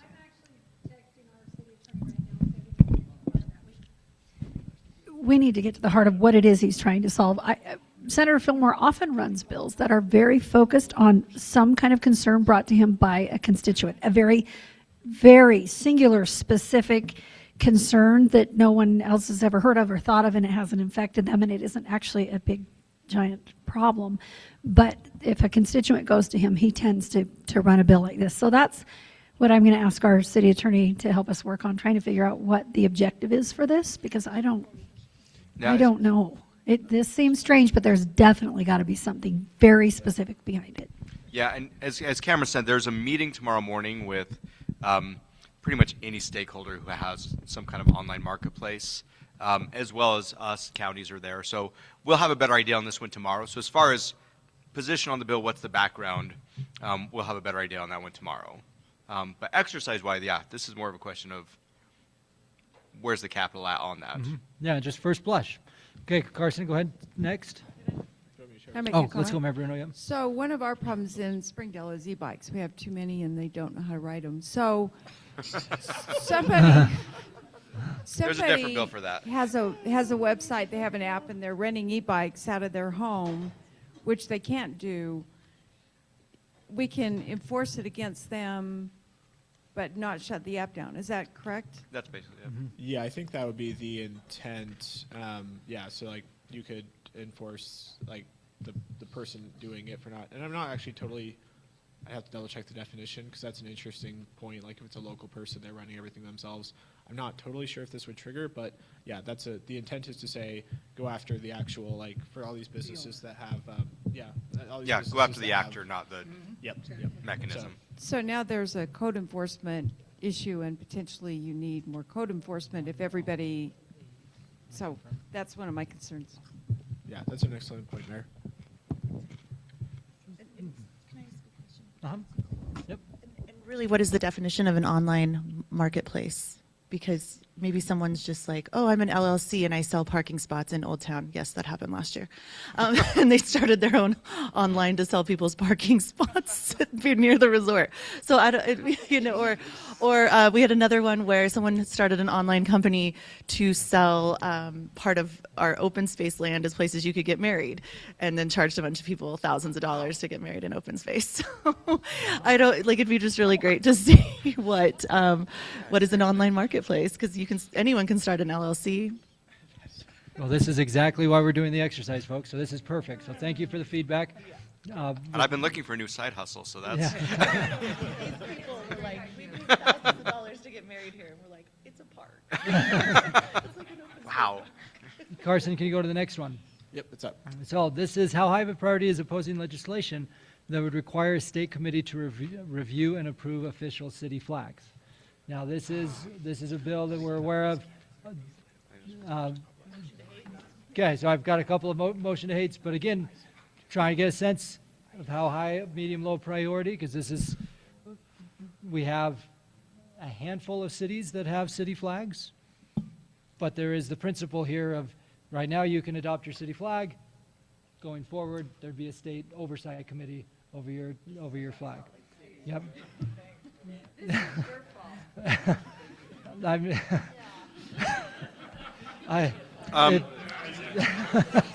This bill is public now, by the way. Okay, this bill is now public. Okay. It came out today. HB 302 in case. Yeah, so we're already into. By the way, McPherson. We're already into House Bill 300s, and it's day 2.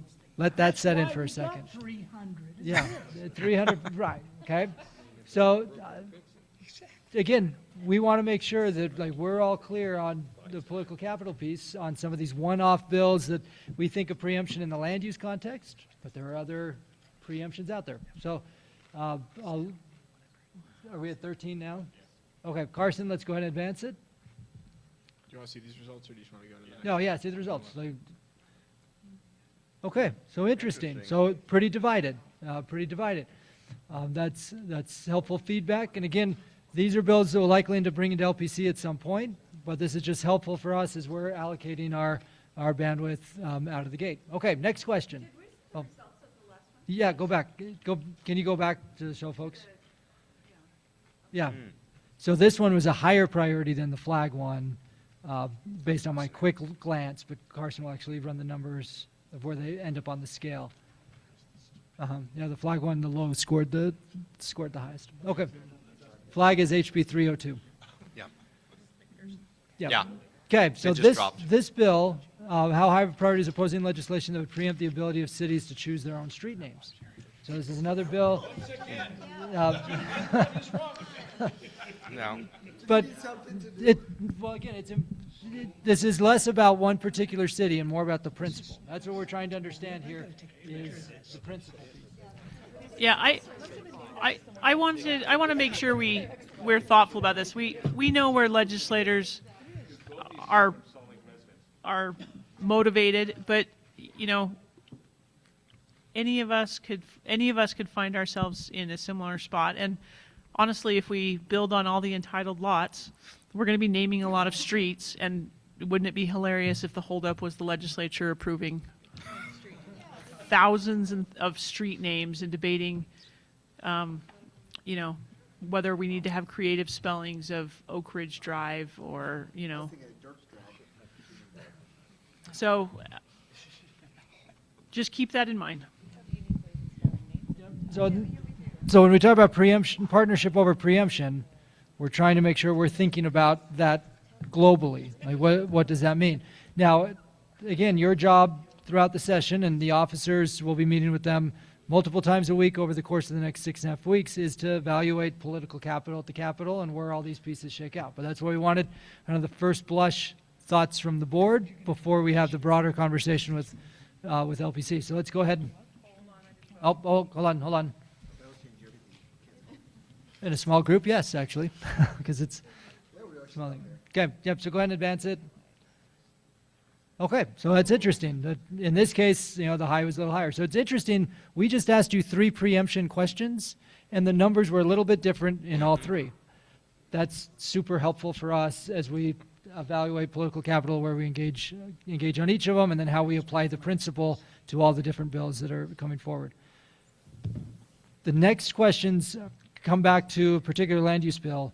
So before we do that, are there any other thoughts from league staff or from others about the partnership over preemption principle? That's a lot of PRs. Or anything we've talked about in this space thus far.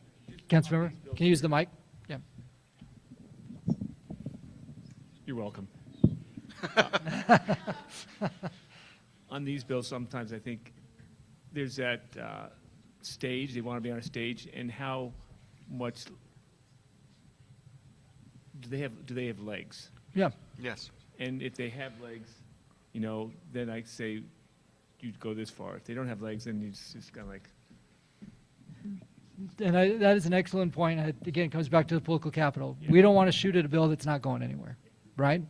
If a bill has momentum that preempts us, then we need to decide, is it worth using the political capital over here? And what does that mean over here? So to put a bow on this conversation, what I heard in this conversation here was maybe it's the hill isn't worth storming for lot size on detail. If these bills have legs, we'd rather fight over here. Now, I'm not saying that's exactly what you said, but like that's going to be the calculation that we're going to be evaluating over the next few days. And this was a very helpful focus group conversation of where you're at as we get started in the session. Okay. Any other thoughts or questions in the preemption space?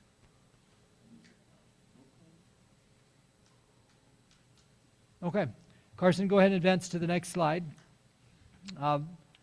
Now, before you open this one, I realize it's 3:42 after a long day, and this is going to be pretty substantive. So hang with us. We got about 20 more minutes.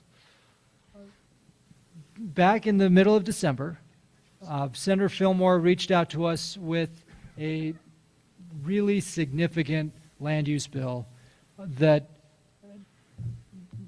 at its core had a lot of changes to legislative authority. So do you remember back in April, we had the conversation about how Utah is a Hutchinson state. We're not home rule. We're not Dillon's rule. We have our own unique legal structure. Part of the original conversations around his bill was actually to change Utah away from that unique legal structure to be more of a Dillon's rule state in land use, where basically you as cities have to ask permission when you act legislatively. We've spent a lot of time with Senator Fillmore. To his credit, I've met with him 3 times in the last 3 weeks, talking through all the concerns. And most importantly, Jared Tingey, our legal director, put together this is no joke, a 35-page rebuttal to the original version of the bill, outlining all of the concerns that we had with it. Okay? Over Christmas break. Yeah. Can we have a moment for Jared?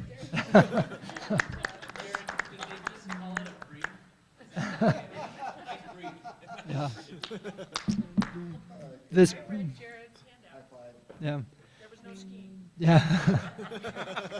This past Friday, Mayor Walker, who had to be in court this afternoon, so he couldn't be at board meeting, but Mayor Walker, as League Pass president, joined Jared, me, and Todd Godfrey, our outside legal counsel on land use, for a meeting with Senator Fillmore and a few other stakeholders, where we went through this bill in great detail. The good news is, at least as we walked out of that meeting on Friday, that most of the issues that we objected to in that 35-page memo that Jared drafted, with feedback from several of your city attorneys, which we really appreciate, he said, I'm not going to move forward with that this year. I still want to talk about it, but I'm not going to move forward with those concepts this year. Instead, we walked out of the room with several other items that he wanted us to consider. What we told him in that meeting was, if this were June, yeah, we think we could totally get to yes on these. Like, these actually make sense for local governments. January is just a little trickier because there's a lot more going on. We have to build consensus, etc. But we, based on the feedback from a handful of attorneys, and Mayor Palmer, you were in the meeting with the attorneys after LPC on Monday, we did have a list of things that we felt were things that were good policy in the land use space, even though it's short notice compared to what we normally do in the land use space. So with that as background, Jared, I'm going to turn it to you to not go through the 35-page memo, but instead to, with this Slido question, I'm going to walk through what the concepts are. And again, we're just looking for first blush, because we as attorneys walked out of that room feeling like, yeah, we could get to yes on this. But we wanted to basically double check that before we put in the time and energy with Senator Fillmore over the next few days.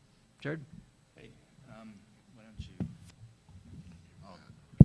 can you all see the options there on your phone? Okay. Carson, if you advance it to the next slide, that way people can just see the results. I think I can do that. There we go. Perfect. Okay. They will move, though. It'll move, but that way at least it's on the screen. That's fine. So let me go through a few of these. Like Cam said, there are a few of these that we felt like there may be room for us to move forward with. We got rid of a lot of the just the atrocious stuff out of the recommended bill. So the things that you're seeing here are things that we think that there may be room to move forward with, but wanted your feedback. So the first one is requirement for cities to publish land use laws and the fees on a city website. The complaint there was sometimes we're never given the fee amount, and we have no idea what we're supposed to pay. We just want one place we can go to and say, here's the land use laws and here's the fees. So that's that one. The second one is prohibiting legislative bodies from being land use appeal authorities. And so that would take out the legislative body from acting as a land use appeal. The third being prohibiting legislative bodies from being land use. Oh, did I? They're changing order. Okay. We started voting. Okay. Okay. So the next one, limiting. I didn't have the planning commission. Limiting the planning commission from taking longer than 90 days to submit a recommendation to the city council. Sometimes, right now, the law is that if they don't give you a recommendation, then you can consider that as a negative recommendation and move on. What this would do is limit the planning commission to 90 days. And at that point, it goes immediately to the city council instead of the city council saying, you going to give it to us? You're going to give it to us? Where is it? Where is it? That at 90 days, it becomes sent to the city council as a negative recommendation. Is that happening? Yes. They're taking more than 90 days. Yes. Yes. What if the city council just keeps pushing it down the road? Does the city council have a time as well? They actually recommended that in the bill, and we said we're not okay to take away the legislative authority because, frankly, a lot of times development agreements and other things take time to develop and to figure out and to iron out the details. So we didn't want to put that time limit on the legislative body, but as to the planning commission for their recommendation, we felt like that was an area that we could possibly find a solution on. But you're saying that they did want to put a time limit on the council. On the council, but we got that out. Okay. So the next one is, and this might be a little bit of a legal nitty-gritty, but they want to change essentially. In order to appeal, you have to show as an applicant to appeal a land use decision, you have to show a substantial evidence that the decision on an administrative decision was arbitrary, capricious, or illegal. What this would do is on third parties that appeal land use decisions, so saying you made a land use decision and you shouldn't have made it that way and it was arbitrary and capricious, they would need to show a higher standard in order to meet their burden of proof. And I can see that on the faces I've lost everyone here on that. So basically, it's harder for non-applicants to win an appeal than an applicant to win an appeal. And the thought process here is the property right of the applicant. That's the third party. That's the neighbor. Yeah. Your neighbor won't be able to win an appeal. Or it's harder. It's harder. It's harder to win the appeal. Yep. So I just want to emphasize that for folks online. The idea here is that the applicant, whose property right is in question, would have priority over a neighbor who's suing over that application. Only in the administrative land use context, so not the legislative context. Seth? I thought that the legislative body already couldn't be, so I'm a little bit maybe naive in my question. They can be the appeal body. I thought we had that taken away a couple of years ago. They have recommended that, and we said, okay, but that has never made it across the finish line. So we thought, this would be a good nugget to throw to them. So, Yeah, it's a best practice for sure, right? so that, I believe, are the options there. So Perfect. And ultimately, we want to get an idea of, are any of these appalling to you? Would any of these offend you if we move forward with crafting language that way? One or two is not bad. Intriguing, but not bad. So based upon, so it looks like number 4 is the lowest, which means the least comfortable. Would any of you, is that offensive if we move forward? Is that the right way to? Yeah. Do we have to move forward?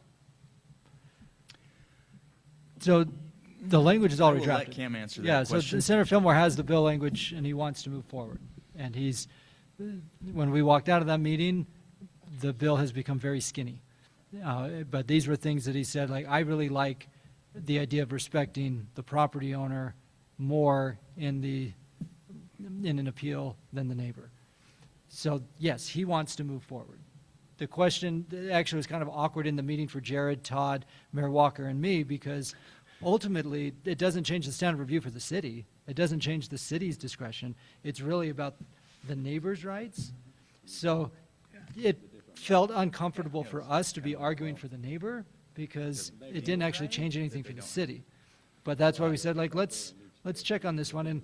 And I guess this is the question from Jared. Like, if scored compared to everything else, it's least comfortable, but at first blush it doesn't offend anybody, then it's worth having the conversation because he's planning to move forward with the bill as is. And you know, we'll have plenty of chances to get eyes on it with attorneys and you and your colleagues. But we're just looking for that first blush so we can get back to him after this meeting. So, Jared, is your question, are we comfortable with 4 or not comfortable with 4? Is that your question? Are we comfortable moving forward with these 4 things if it were to be put into a bill? Would there be And it any is a bill, heartburn yeah. if we continue to negotiate and put those and move forward with that as a negotiating point? So is there room to negotiate on these? He's looking for negotiations, Do we, or he's can you looking just for wait advice. a slightly different way to see what the percentages are? Because 4 to me looks like it's less than 50%. Yeah, I mean, Carson, can you show a percentage on 1, 2, 3, and 4, or not? No, I can. No. Okay. Pretty soon later, but. Yeah, and we were asking you to compare them so we could see kind of how they ranked against each other. But if at the end of the day nobody's offended by 4 and says if you say it's still worth having a discussion on 4, then we'll continue the discussion, and then once the bill is public, we'll bring it back for consideration. So I think the question is, you know, based on the way the data is showing on the screen from the Slido poll, it's easy to tell that 1 and 2 seem to have support. 3 and 4, since we don't have numbers, the question is how interesting. 3 and 4, I think.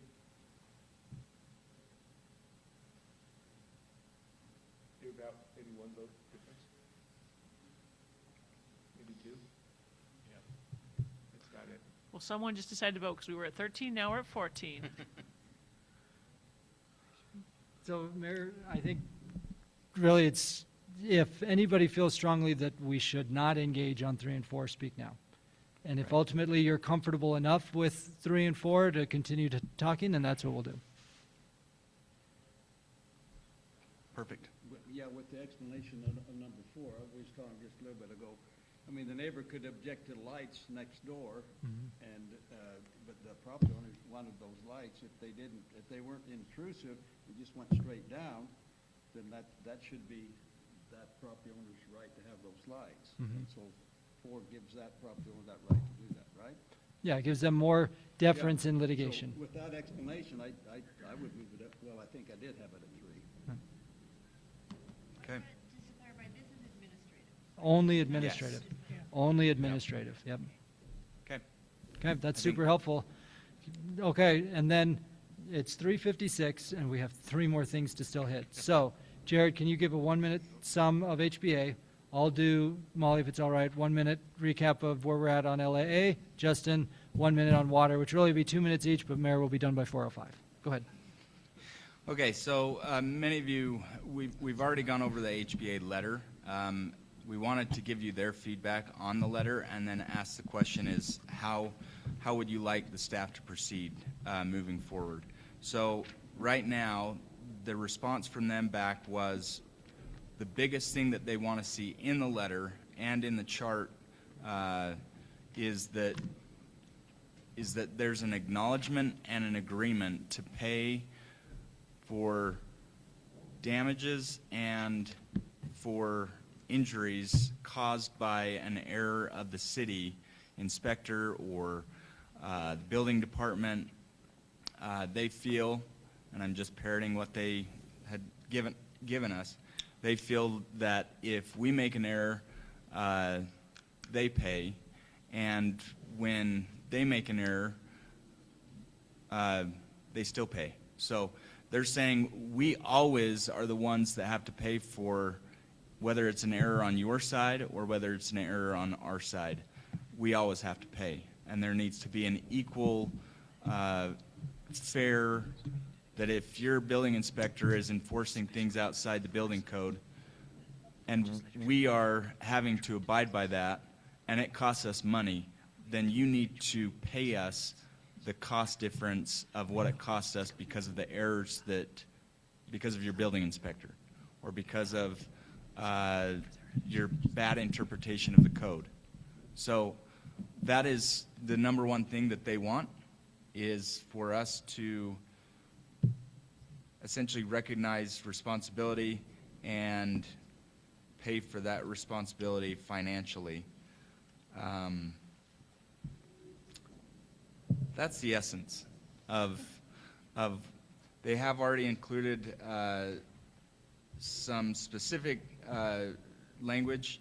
Cities shall fund required engineering review services from collected fees or allow builders to provide a stamped third-party peer review performed by a qualified professional. They've also added, cities shall not require document studies or approvals beyond those explicitly listed in the prescriptive requirements established in statute. So that's where we're at with them right now. The question is there a path forward? What is it? Do we take their stuff out and send them the letter anyways? Or, in other words, they're not a signer? Or do we try to get to a spot and keep negotiating with them? So just to confirm, Jared, we do not have their edits right now? We have the concepts that they sent back, and we have 3 edits that Ross Ford has sent to us. But then I said, so with these edits, you're saying that you would approve? And he said, well, let me get with my board. So he got with his board, and this is those concepts about financial responsibility. That's where that came from, and their board said, we're not going to, that has got to be in the letter.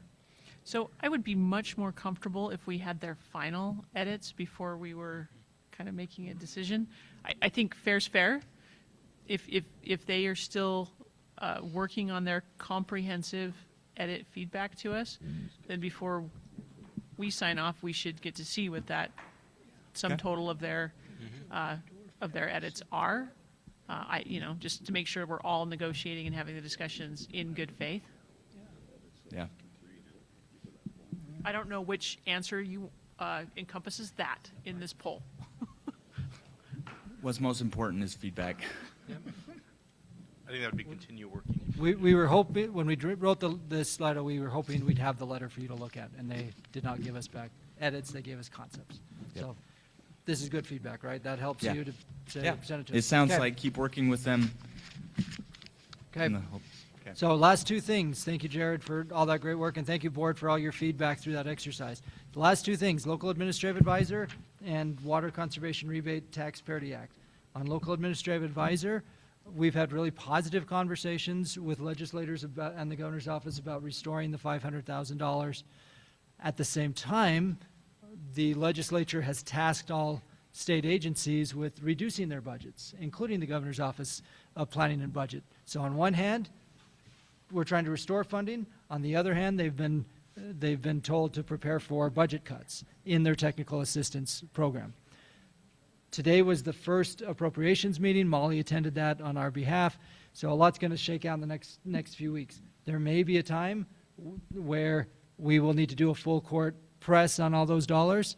Right now, just please talk to legislators about how important the local administrative advisor program is. And you can see the one-pager we put together in partnership with all the different associations of governments. And we will be presenting to the Rural Caucus on February 6th. February 6th. So we invite anybody who wants to join us at 7 a.m. for the best breakfast of the session at the Rural Caucus on Friday, February 6th, where we'll be presenting about the successes of the local administrative advisor program to date.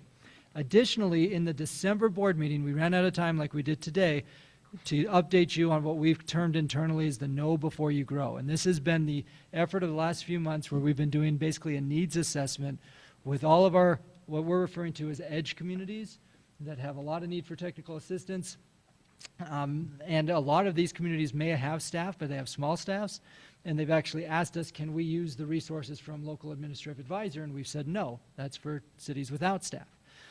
So we've been doing needs assessments. We've reached out to the universities to talk about partnering with them. We've had great meetings with ACEC, which represents all the civil engineering firms like Sunrise and Horrocks. And they've actually given us a great menu of options of what they would like these edge communities to know before you grow. And so we're having these conversations in this public-private partnership sense. I anticipate that there won't be new money available for technical assistance during the session. But if there is, we would simply like the board to authorize us that if the situation presents itself, and there's opportunity to get additional technical assistance dollars, whether that's for existing programs like TLC and TPA and TAG that are fantastic programs, or in other ways to help edge communities, or like we've done in the past with stationary plans and subdivisions, that we pursue it. Meanwhile, McKenna Marchant on our staff is going to be following up with board members who represent edge areas to continue this needs assessment so we can build out this Know Before You Grow concept for the spring. And as part of that, she was going to talk to you individually, and then in certain areas try to do some focus group conversations like we did on the Wasatch Back, because a lot of those communities are LAA communities or are desperate need of this additional technical assistance help.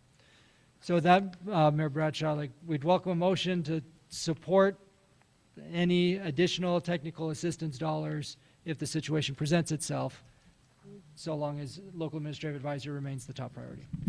That sounds like a motion to look our youth councils in the eye and say we're working on projects that they need to have houses someday. I did say that. I did. So a motion to support those appropriations requests with LAA being the top funding priority. I missed whoever made the motion. Mayor Tran, second on Dugan. Any discussion? All in favor, please say aye. Aye. Aye. Great, we got those in line. Any opposed? Okay, last one. All right, I can do this quick. Okay. There's an effort in Congress to bring some parity between energy efficiency upgrades and water efficiency upgrades. Right now, water efficiency upgrades, so if you put in water efficient fixtures, that is taxed as income. So when you get that rebate back, it's taxed as income. That is not true for energy efficient things. There's an effort in Congress to bring parity to that so that water rebates would not be taxed as income. The Water Conservancy districts reached out to us, asked if we would be willing to sign on to a letter in support of that effort, and that's what I'm asking you is, should we sign on to a letter supporting that effort to bring parity to water efficiency fixtures? I'll make that motion. I'll second it. And second. Anyone else have thoughts before we go to a vote on that motion? Seeing none, all in favor of signing on, please say aye. Aye. Aye. Aye. That was 68 seconds, by the way. Any opposed? All right, looks like it passes unanimously. Boom. Perfect. You guys have given us fantastic feedback today. Thank you very much. The last thing, Mayor Bradshaw, is if your city's going to the National League of Cities, please let us know, because we're building out our itinerary with our usual state night dinner and Capitol tour with Senator Curtis and the delegation. I will not be there because my wife is due that week, and I should not be in Washington, D.C. for that. And the Cities Work video series that we talked about last month, we will be bringing updates about that in the spring. With that, we really appreciate everybody's time today, and day 2 is in the books. I think we all agree Cam needs to be where he needs to be. Can I get a motion to adjourn? So moved. Second from Mayor Ramsey. All in favor of adjourning? Aye. Oh, Shepherd. Aye. Egbert. Okay, all in favor, please say aye. Aye. And see you all on Monday.